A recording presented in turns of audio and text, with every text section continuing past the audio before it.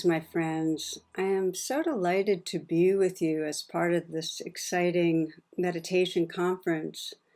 I just feel so much resonance with so much about South Korea. You know, such a dynamic and creative culture. There's such a vital exchange of ideas and openness. And of course, your rich Buddhist heritage. I've personally been influenced by great Korean masters, including Chinul, and as some of you might know, along with my colleague Jack Cornfield, I offer a meditation teacher training program, and I'm honored to have a number of students from South Korea who are gaining their certification with us. So many connections. And I also want to say I'm aware of how, as contemporary societies, the United States and South Korea face many of the same challenges, and predominantly the emotional suffering that's so pervasive in our countries, the loneliness and depression, the anxiety, the suicide of celebrities and teens. It's a deep tragedy. And as many of you know, in these times of global crisis, there's also a real potential for transformation in consciousness. When there's crisis, there can be transformation. And this is why this gathering is so important. We need the wisdom and the compassion of Buddhist practices and teachings to help seed the grounds of a more peaceful, compassionate world. You know, one of the great misunderstandings in some Buddhist cultures is that Buddhism doesn't address the universal experience of emotional suffering. And this suffering has been considered psychological, as if it's something separate from the concerns of Buddhism. Yet if we look back to the Buddha, there are so many stories of the Buddha bringing practices to the psychological realm and to human relations. He guided people whose children had died. He worked in deeply healing ways with the depressed, with those who were violent and angry, those struggling with fear, those who were dying. And he was actively engaged in the larger society, seeking peace, sitting between communities and villages fighting each other in war. There are beautiful Mahayana texts on compassion and self-compassion. And South Korea has this treasure house that can be brought forward, that can be featured. So a crucial question for our times is, how do we bring the medicine of Dharma into a modern world in a healing way? In Western Buddhism, this is something we're focusing on a lot. And as many of you know, in the United States, there's a strong presence of all three major schools, Tibetan, Mahayana, Theravadan. And what we've witnessed is that a common denominator has emerged in the West, in these three schools, a common denominator which has a strong emphasis on compassion, on compassionate living, what many might call the feminine spiritual archetype. And it shows up in four major ways that I wanted to name. One of the ways it shows up in the West is an emphasis on the heart practices like compassion and forgiveness, loving kindness, gratitude. And the second way is a lot of attention to mindful communication, to relationship, this conscious intention to cultivate Sangha, spiritual community. So the third way that this shows up, that we see this kind of emphasis on compassion, is in engaged Buddhism. It's called engaged or spiritually based activism, which really means drawing on our roots in compassion, our dedication to ethics, and then responding actively to the incredible danger in terms of our climate and our Earth's environment, and responding to racial and other forms of violence, racial violence, and ethnic violence, responding to economic injustice, and that includes cruelty to non-human animals. So that's another emphasis in the West. And the fourth that I want to name of these ways of compassion being centralized, that's very key in Western Buddhism, is the focus of this series of talks that I'll be doing with you. And that is how Buddhist meditation practices can transform emotional distress and reveal our true nature. So in that spirit, my friends, the 4 sessions that I'll be offering, I will be introducing a practice that has become extremely popular in Western Buddhism. It's called the rain meditation, and it's a weave of mindfulness and compassion that can radically transform difficult emotions and bring great healing and spiritual awakening.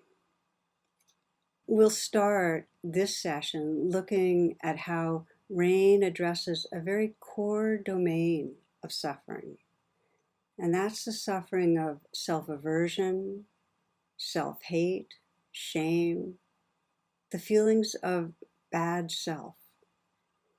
Now, in other sessions, in the other 3 sessions, we'll look at fear, anger, blaming others, and how rain can cultivate a boundless compassion. And with each, we'll end with a guided meditation. And you might find it helpful after the guided meditation to do some journaling, to write down what stands out in your experience. And if you have friends or colleagues who are participating in this course, it'll help to deepen your experience, to connect and talk about what you've noticed.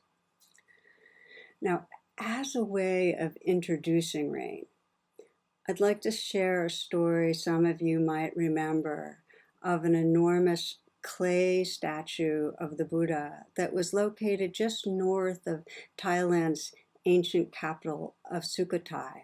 And it had been there for centuries.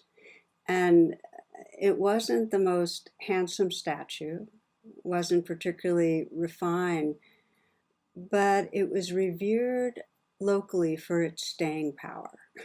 It had survived great storms and invading armies and many changes of government.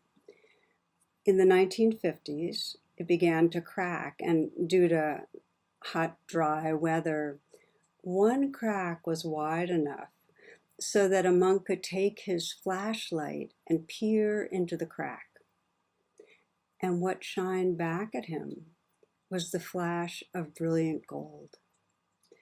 So as he and other monks looked into the other cracks, they discovered that inside the statue, inside those coverings, was one of the largest, most luminous gold images of the Buddha ever created in Southeast Asia.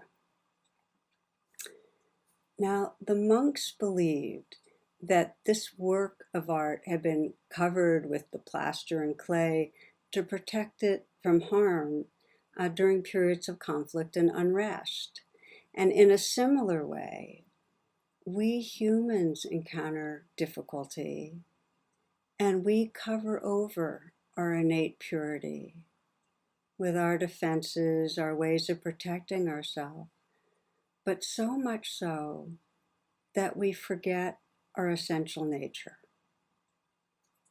So this really reflects the most basic teachings of the Buddha, that we suffer because we forget who we are. We suffer because we forget who we are. We think we're the coverings, our personality, our ego self, and we forget the gold. And when we're narrowly identified and we forget the truth of who we are, we tend to judge ourselves and not like ourselves. And similarly, when we look at others, we just see the coverings. We don't see the gold in them either. Over the last 4 decades of working with my own heart and mind and with students and with clients, I've seen that the deepest suffering people experience is from self-aversion, from the sense that this body or mind or personality is flawed or bad or deficient. And with that sense of deficiency comes a fear of personal failure, an intolerance for making mistakes, a need to prove ourselves. And even when we're not consciously judging ourselves, there's an underlying sense of falling short, of never enough. You know, I saw a cartoon some years ago of a dog who was telling his psychotherapist his troubles.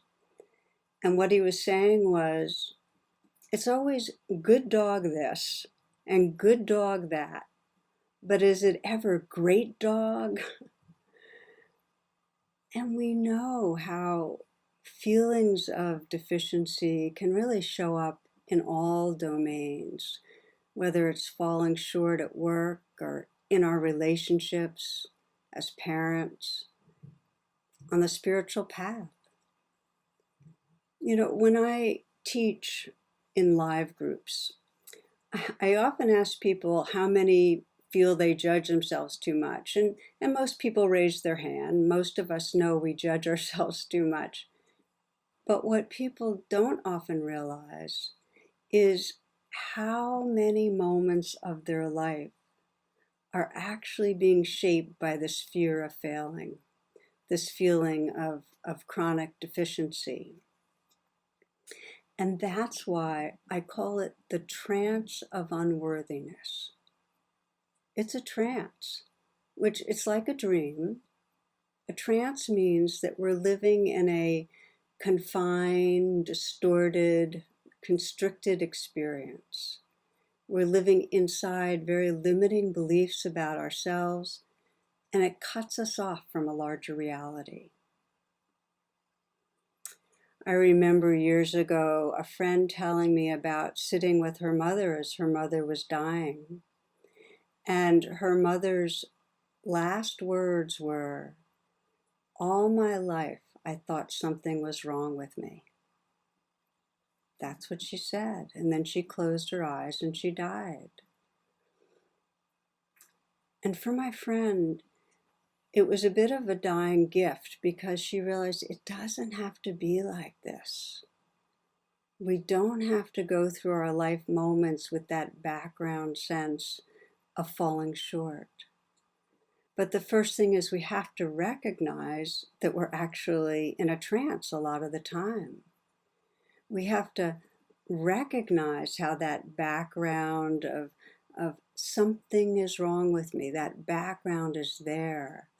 And if you investigate difficult emotions, if you're feeling a sense of depression, or anxiety, or hurt, what you'll find is that along with them comes some sort of an aversion towards our inner life. It's not just I'm depressed, it's I'm depressed and I don't like my depressed self.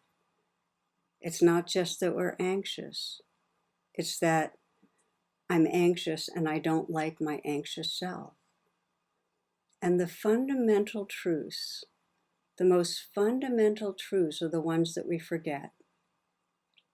And one is that we can't be happy, we can't love life if we're turned against ourselves, if we're at war with ourselves. So many wonder, and they ask me a lot, well, what makes this such a pervasive suffering? How come so many of us are caught up in self-judgment? And on the existential level, the primary mood of a separate self is fear. If we perceive separation, we're going to feel fear. There's a sense that either something's wrong or something's about to go wrong, that we're threatened. And for humans, with our thinking mind and our self-consciousness, that sense of something's wrong very quickly becomes, I am wrong. We make that shift very quickly. A good example is, and this is something shown in research, is that young children who are victims of incest or physical abuse think it's their fault. They think they did something wrong to cause it. Fixating on personal deficiencies also makes sense from an evolutionary perspective. For millions of years, we humans lived in small groups, and cooperation was essential for group survival. So shame, the emotion of shame, it's a very painful signal that motivates us to adapt our behavior and meet the group norms. I mean, shame comes with the fear of being expelled or rejected. It's the worst thing that can happen to a social animal. It's like death. So while most shame is no longer adaptive, we're slow to grow out of these millions of years of wiring. And the trance of unworthiness is pervasive today. We chronically feel like we're not meeting the standards, that we're falling short, and that we're going to be rejected in some way. So we fixate on the standards around us. I should have a certain kind of look. I should have a certain kind of body.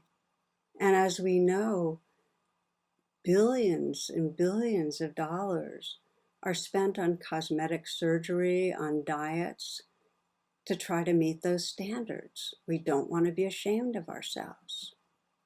We urgently want to meet the standards for intelligence, for popularity, for business success. Even in spiritual life, there are standards to meet.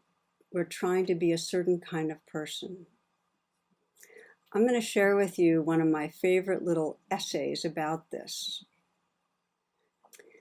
If you can sit quietly after difficult news, if in financial downturns you remain perfectly calm, if you can see your neighbors travel to fantastic places without a twinge of jealousy, if you can happily eat whatever is put on your plate and fall asleep after a day of running around without a drink or a pill, if you can find contentment just where you are probably a dog. You can understand why it's a favorite. So we have these standards to meet, and inevitably we feel like we're falling short, that we're deficient.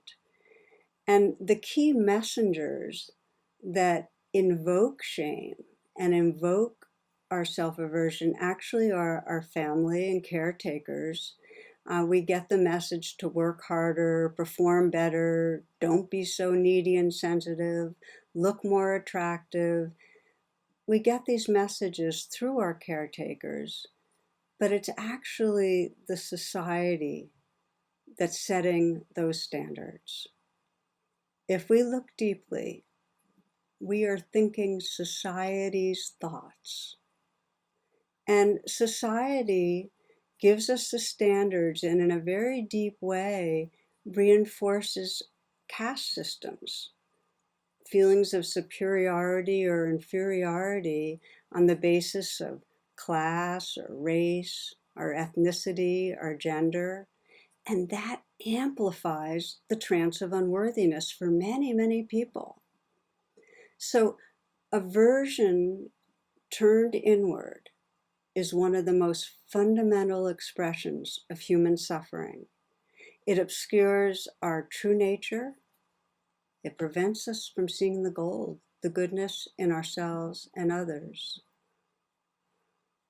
So our deep inquiry together is what helps us to remember and trust the gold, our true nature. What helps us?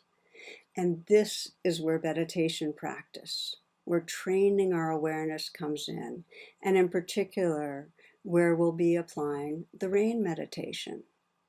Again, rain is a weave of mindfulness and compassion, and you can bring it to any situation that brings up emotional reactivity, whether it's the trance of unworthiness, our fear, our hurt, our anger. RAIN is an acronym, an English acronym. It stands for Recognize, Allow, Investigate, Nurture, which are 4 easy to remember steps that can be done quickly, right on the spot, or if we can't pause and be with our experience on the spot, in a slower fashion when you have time. RAIN can be applied to core issues, the deep ones, but also to daily reactivity. For instance, you might receive what feels to be an insulting email, and by briefly walking through the steps of RAIN, respond in a way that you don't later regret. Or you might be going to a job interview, and by taking 10 minutes ahead to bring RAIN to your fears, you can then communicate from significantly more confidence and calm. The steps of RAIN help us loosen the bind of painful emotions, and they bring us to a much more resourceful and calm state of mind. And as you'll see, they enable us to see through all states of mind to the presence and the love that's our essence. I've had more people tell me that RAIN has helped them through major life difficulty than any other practice. So let me tell you a story of what first motivated me to write my book, Radical Compassion, which is a guidebook to RAIN. This is what happened. My mother had moved down to live with me and my husband, and it was a particularly busy and demanding time. So I struggled with fitting her into my life because I felt so anxious about getting everything done that I was committed to. But I was also, as you can imagine, pained by the guilt of feeling that I was shortchanging time with her. So this triggered the trance of unworthiness. I started feeling bad about myself. And I decided to bring RAIN, which really wakes up our self-compassion, to the situation. So whenever I started feeling that anxious, guilty feeling, and I remembered, I would pause and go through the steps. I would recognize what I was feeling, and I'd allow the feelings to be there. That's a really important step. And then I'd investigate by really feeling them in my body and breathing with them. And then I'd nurture myself by reminding myself of my basic goodness, that I loved her, and just reminding myself of that. And it relaxed me. Each time I did it, I felt more trust and confidence that it would work out, and just more spacious and open-hearted. And it dramatically shifted my time with my mother. You know, when we were together, I could put aside other things and just really be with her. And when she died, and it was just 3 years later, of course I grieved deeply, and I didn't have regrets. Actually, I was filled with gratitude for the many moments of presence and of humor and tender companionship that we shared. So over the years, many of people have told me, rain saved my life. And I realized that rain saved my life moments with my mom.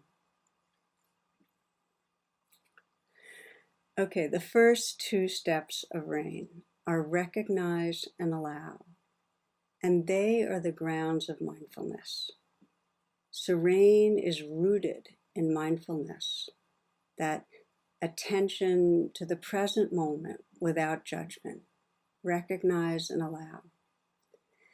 The second two steps, investigate and nurture, deepen that attention.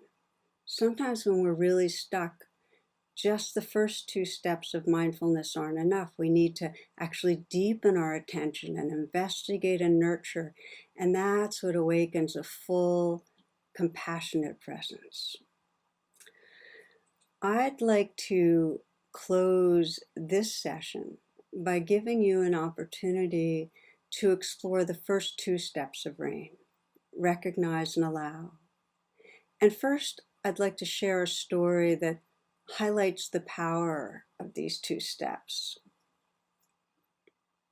A man with early stage Alzheimer's, who was also a psychologist, was an experienced meditator, and he was describing to me how he presented to a group of 100 people right at the beginning of the onset of Alzheimer's. And as he began presenting, right at the very beginning, he went totally blank. And he didn't know why he was there or why all these people were looking at him expectantly. So here's what he did. First, he simply paused. He just didn't do anything. And then he started naming what he was experiencing and bowing. So it was like he'd say, confused, bow. Embarrassed, bow. Afraid, bow. Breathing, bow. Heart pounding, bow. Relaxing, bow. This is how he did it. And then he looked up after he had relaxed some and said, I'm sorry. And people that were listening were in tears. And someone in the audience said, no one has ever shared the teachings with us in this way. And what had he done? Well, he was basically doing the first two steps of rain, mindfulness. He had paused. He was naming and recognizing what was happening, and he was allowing it to be there, just bowing. And you might think of allowing as saying yes to the present moment. It's acknowledging without resistance what's happening. Yes doesn't mean we like it. It just means that we're honestly recognizing this is what's happening here. Let it be here. We're not fighting reality. So in this guided meditation we'll be doing, we'll first look at what happens and what it's like when we're not mindful, when we're resisting and saying no to the moment. And then we'll look at the power of mindfully recognizing and allowing, saying yes to our experience.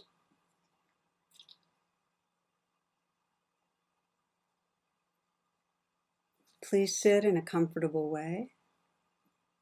Make any adjustments so that you feel you're alert and yet relaxed.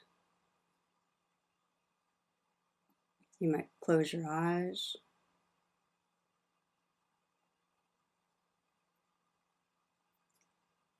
And take a few long, slow breaths to collect your attention.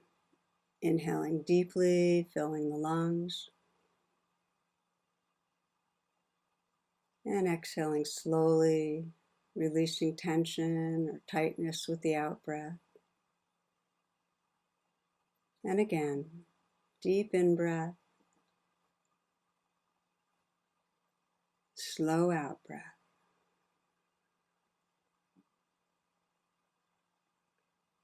Letting the breath resume in its natural rhythm. Please bring to mind a current situation in your life that elicits a reaction of anxiety or anger or self-judgment. Not something that's traumatizing, that won't serve you, but just something that triggers you, brings up some fear, some irritation.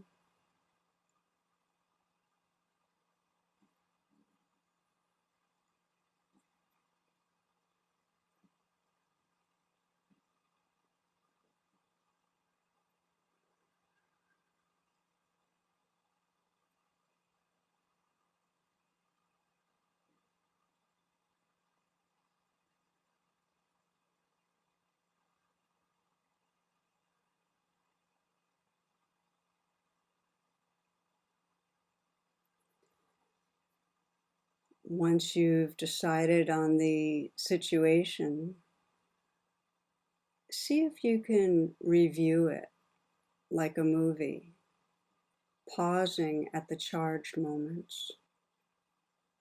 So whenever you get to the place that's the worst part, pause the movie.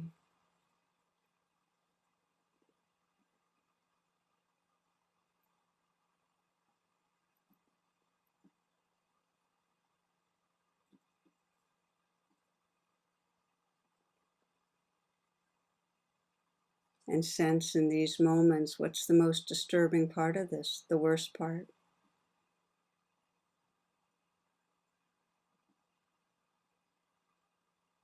What are you afraid is going to happen? What are you believing?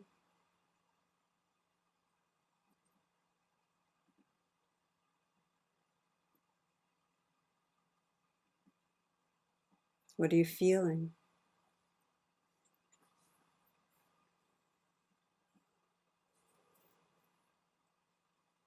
And as you sense what's going on inside you,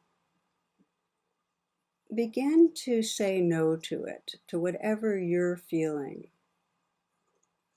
In other words, mentally direct a stream of no at what you're experiencing, or let the word carry the energy of no. So you're rejecting, pushing away the unpleasantness. No might be communicating to yourself, this situation is bad, this person is bad, or I am bad and wrong. I don't like this. I don't want to feel this.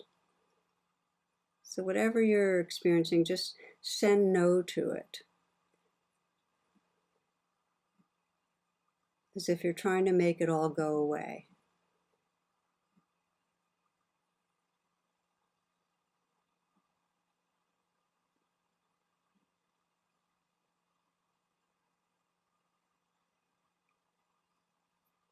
And as you send this judgment of no,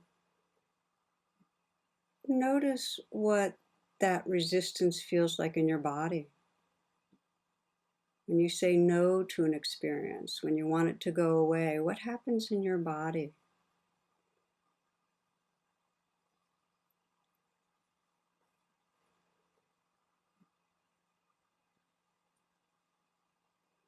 Do you feel tightness? Do you feel pressure?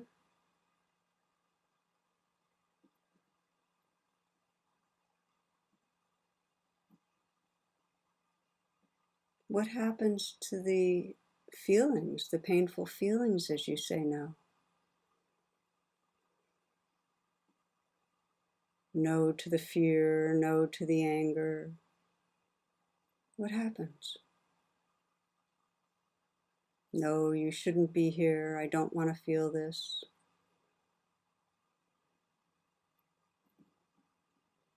What happens to the feelings when you say no?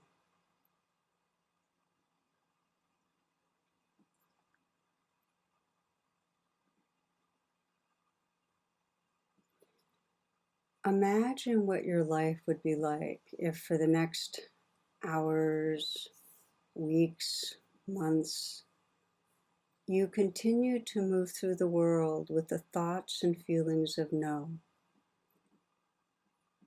That when unpleasant experiences came up, you resisted and said no.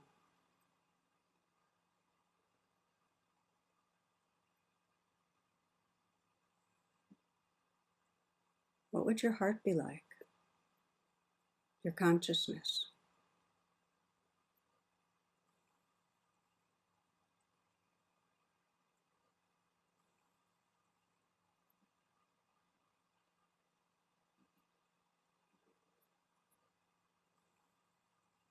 Okay, now take a few deep breaths. And if you'd like, shift your posture a bit.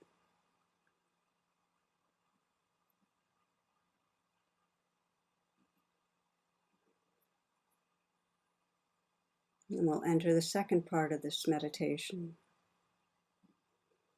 Coming into stillness, you might again recall the situation that you brought to mind. Remember what's upsetting about it, the images, the words that you might have exchanged with another person that triggered you, the feelings.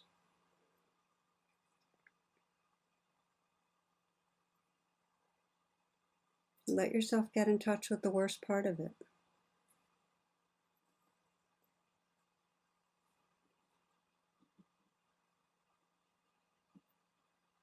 And like the man in the story, recognize what it feels like, what's happening.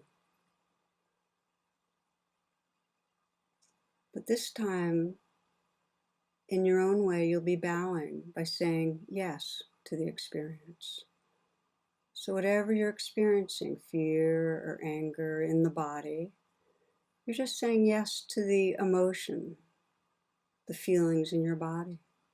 You're allowing them to be there.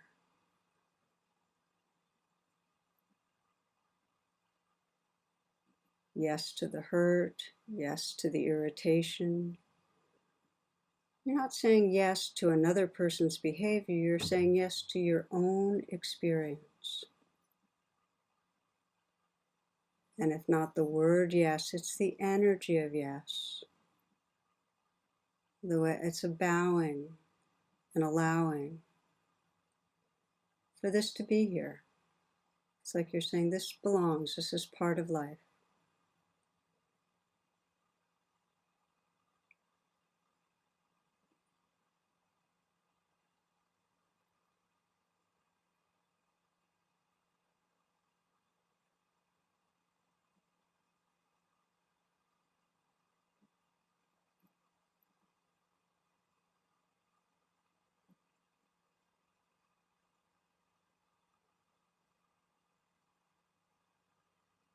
Notice what happens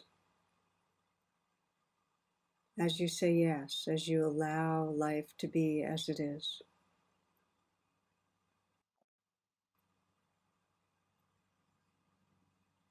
Recognizing what's happening and just allowing it. The grounds of mindfulness.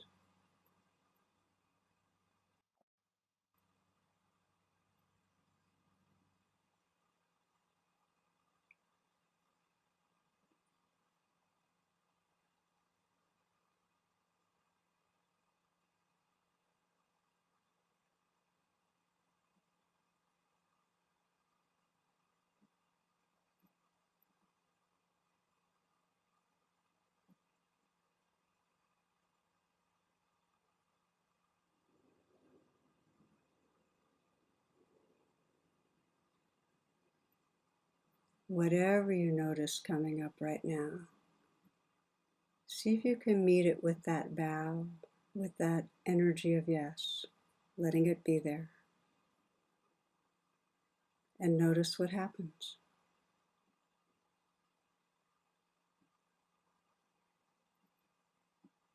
Is there softening, opening, and movement in your body?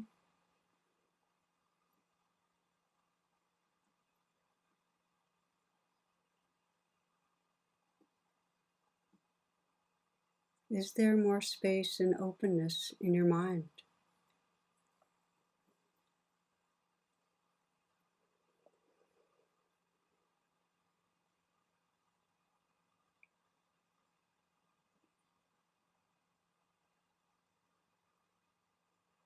As you continue to sit for these final moments, sense the possibility of recognizing and saying yes to whatever arises inside you.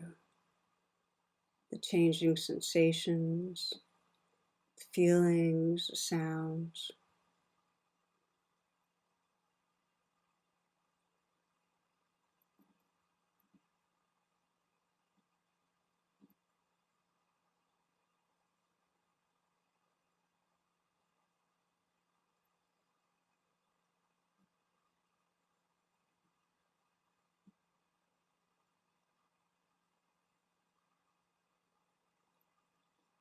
Notice what happens if you let the yes, that bowing and allowing, go even deeper. What happens when there's no resistance, when life can be just as it is?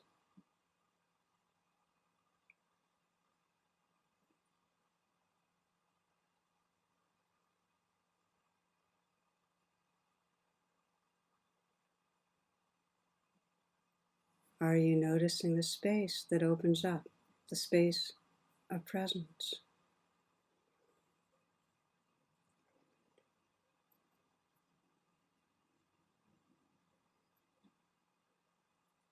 The poet Martha Postlewaite writes, "Create a clearing in the dense forest of your life." Create a clearing in the dense forest of your life.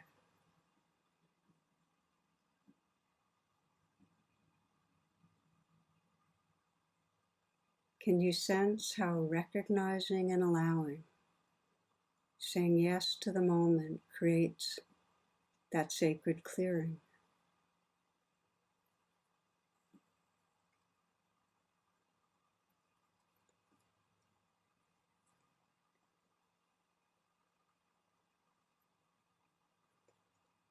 And please open your eyes now.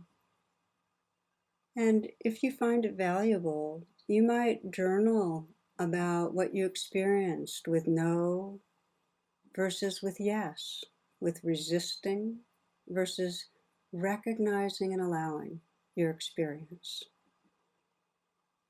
And thank you, my friends, for your attention. I'll look forward to being with you again for the next in this series.